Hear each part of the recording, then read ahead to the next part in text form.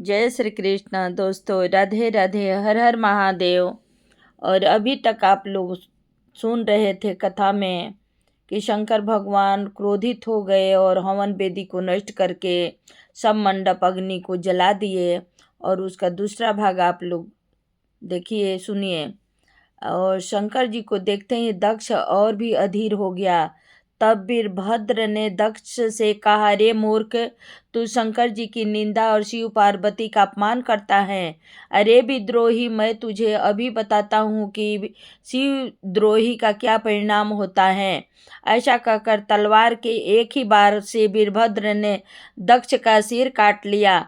उस समय हाहाकार मच गया। वीरभद्र ने दक्ष का सिर काटकर अपने पैर से रगड़ना आरंभ कर दिया। उस समय श्री विष्णु जी भी आ गए और शंकर जी को शांत करने लगे। विष्णु भगवान बोले कि हे कैलाशपति, आप दक्ष को जीवन दान दीजिए।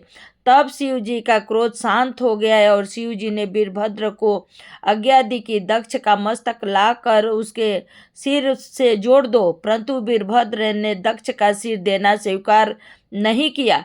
अपने पैरों से कुचलकर दक्ष का सिर विदीर्ण कर दिया। और वीरभद्र बोले कि शिव जी का अपमान करने वाला चाहे कोई भी हो, उसका मस्तक काट कर मैं उसी प्रकार विदीर्ण करूँगा जो शिव जी के नाम से नाम को अशुद्ध मानता है। जो अपनी जीभा से शिव जी का नाम उच्चारण नहीं करता, उसकी जीभ काट डालूंगा। मैं दक्ष का शीश कदापि नहीं दूंगा। यह हाल देख देवताओं ने एक मेढे का सिर काट कर दक्ष के धड़ से जोड़ दिया और शिव जी ने दक्ष प्रजापति को जीवित कर दिया। उसके पश्चात शिव जी ने अपने संसद गणों सहित देवताओं से विदा होकर तीर्थ यात्रा करने के विचार से वहां से चल दिए। अब शिव पार्वती मिलन कथा आप लोग सुनिए। देवताओं की प्रार्थना सुनकर शिव जी ने दक्ष प्रजापति के शरीर से मेढे का सिर जोड़कर जीवित कर दिया और आप स्वयं तीर्थ का भ्रमण करने को चल पड़े। चलते चलते आनंद वन के शमशान में शिव जी ने अपना निवास बनाया। वह 1000 वर्ष समाधि लगाकर शंकर जी ने तप साधना की। पार्वती जी ने यज्ञ कुंड में कूदकर प्राण त्याग देने के बाद पर्वतराज हिमालय के यहाँ जाकर पैदा हुई। जन्म लेने के पश्चात बालक अवस्था में भी भगवान शिव की आराधना तथा उनके सभी व्रत आदि करने प्रारंभ कर दिए। हिमवान की पत्नी मैनाक नामक एक पुत्र था। एक समय श्री शिव जी नंदी पर सवार होकर हिमालय पर तप करने के निमित्त गए।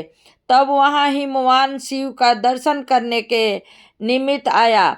शिव जी को प्रणाम कर उनकी स्तुति की। उमा भी वहां गई और शिव जी के दर्शन कर प्रसन्न हो गई।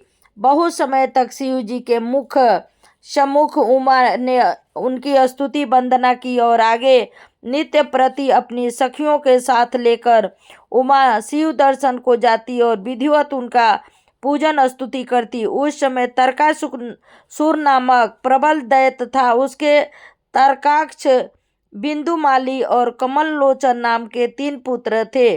उन्होंने तप करके शिव जी को प्रसन्न कर लिया। एक समय वे 1000 कमल दल से शिव जी की पूजा कर रहे थे। 1000 की गिनती पूरी होने में उन्हें एक एक कमल पुष्प कम पड़ गए। तब उन तीनों ने कमल पुष्प के स्थान पर अपने अपने नेत्र निकाल कर शिव जी की पूजा की। दूसरी बार फिर एक कमल कम आए। तब उन्होंने अपने मस्तक काट कर कमल पुष्पों के स्थान साथ शिव जी को अर्पण कर दिए।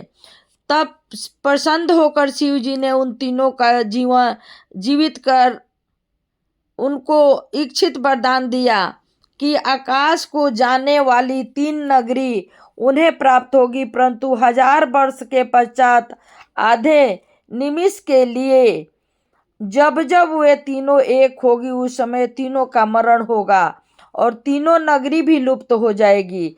शिव जी के द्वारा ऐसा वरदान मिलते ही उन तीनों राक्षसों ने तीनों भुवनों में अत्याचार प्रारंभ कर दिया।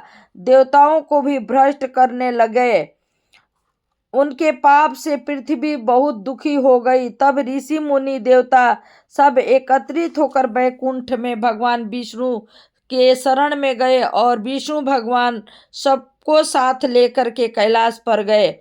यहाँ सबने भगवान शंकर जी की स्तुति की और तीनों राक्षसों के द्वारा होने वाले अत्याचार का वर्णन किया। यह सुनकर शिव जी को क्रोध आया और उन्होंने एक उत्तम रथ और शस्त्र देवताओं से इन तीनों का संहार करने के लिए मांगा।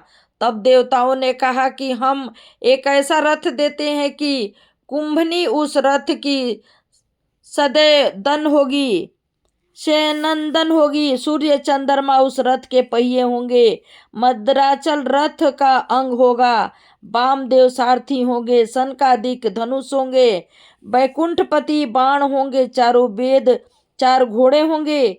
देवताओं के वर्ण करने पर शिव जी ने इस रथ के बनाने की अनुमति दी। रथ तैयार किया गया और शिव जी उस पर सवार हो गए। यह देख नंदी ने उस रथ को अपने सींगों पर उठा लिया। तब भगवान शिव ने अपना एक चरण रथ पर रखा और दूसरा नंदी की पीठ पर रख कर घोर युद्ध किया। राक्षसों की समस्त सेना का संहार किया। वीरभद्र ने भी बहुत दैत्यों का नाश किया, परंतु दैत्यों के पास अमृत के घट थे। उनका अमृत राक्षसों पर छिड़क देते थे और वे फिर जीवित हो जाते थे। यह देखकर शिव जी ने मेघ अस्त्र का प्रहार करके अमृत घटों को जल में डुबो दिया और जो 3 नगरी आकाश में घूमती रहती थी उनका नाश करने को शिव जी निशाना साधने लगे। उस समय के अकथनीय परिश्रम के कारण शिव जी के अंगों से पसीने की बूंदें गिरती थी और नेत्र से भी जल की बूंदें गिरती थी। नेत्र जल से पृथ्वी पर गिरकर रुद्राक्ष बन जाते थे। वे देवता दुराचारी थे, परंतु उनकी स्त्रियां पतिव्रता थी। इन स्त्रियों के प्रभाव के कारण दैत्यों का नाश नहीं होता था। तब विष्णु भगवान ने गुप्त रूप से दैत्यों की स्त्रियों को समाज में प्रवेश कर मन बिगाड़ने का चर्वक शास्त्र शासन का प्रचार किया। उसके कारण उन स्त्रियों की काम वासना बढ़ने से वह दुराचारी हो गई। स्त्रियों का सत क्षीण हो जाने से दैत्यों की शक्ति घटने लगी और उनका समूह का समूह नाश होने लगा। उसी समय शिव जी ने धनुष, पशु, पताल, बाण चढ़ाया और प्रचंडा खींच कर छोड़ दिया। इस बाण से भयभीत होकर दैत्यों ने अपने अपने विमान इधर उधर भगाना प्रारंभ कर दिया। दैत्य पर्वतों के कंधराओं में जाकर छिप गए और उस बाण के प्रभाव से तीनों नगरी सहित वे तीनों राक्षसों भी भस्म हो गए। ऐसी विलक्षण माया और उपाय करके शिव जी ने तीनों दैत्यों को संहार किया। तब सब देवता, ऋषि और मुनि आनंदित हो शिव जी के चरणों में आकर गिरे। उनकी स्तुति की। अंत में सुखी हो सब अपने अपने लोक स्थान को गए। अपने तीनों पुत्रों का संहार हो गया। यह वृतांत सुनते ही तारकासुर ने प्रलय मचा दिया। उनके क्रोधित होने से सभी दिशाओं में दैत्यों का उपद्रव प्रारंभ हो गया और देवता, ऋषि, मुनि, गंधर्व ये सब भयभीत होने लगे। तारकासुर ने सूर्य चंद्रमा पकड़कर बंदी बना ली। भागीरथी को भी ले गया। देवतागण को भी इसी प्रकार का कारावास दिया। इन सबको उस दैत्य राक्षस ने अपनी दासी के रूप में रखा। उस समय विष्णु, ब्रह्मा इत्यादि देवता ने विचार किया कि उमा के गर्भ से शिव जी द्वारा 6 मुख वाला 6 मस्तक वाला पुत्र उत्पन्न होगा। उस पुत्र के हाथों ही तारकासुर का वध निश्चय है। तब देवताओं ने कामदेव को बुलाकर कहा कि तुम अपनी साज सज्जा से मोहकता के द्वारा शिव जी को वासना के प्रति जागृत करो। यह सुनकर कामदेव अपनी स्त्री रति के सहित शिव जी के पास गया। रति गुप्त रूप से उमा के शरीर में प्रवेश कर गई और कामदेव ने शिव जी के चारों ओर लुभावनी ऋतु का निर्माण किया, जिसके प्रभाव से शिव जी का ध्यान में बाधा पहुंची। तब शिव जी ने क्रोधित होकर अपना तीसरा नयन खोल दिया। उस नेत्र के खुलते ही जलती अग्नि ज्वाला धधक पड़ी और कामदेव जलकर भस्म हो गया। उस दिन फागुन मास की पूर्णिमा थी।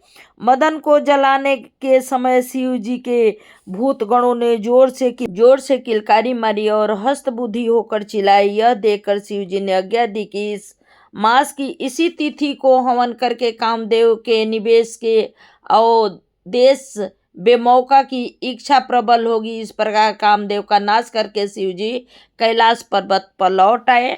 और ये कथा मैं यहीं समाप्त कर रही हूँ। आगे की कथा मैं दूसरे पेज में दूसरे पाठ में मैं आप लोगों को सुनाऊंगी। और शिव पार्वती का मिलन। हर हर महादेव।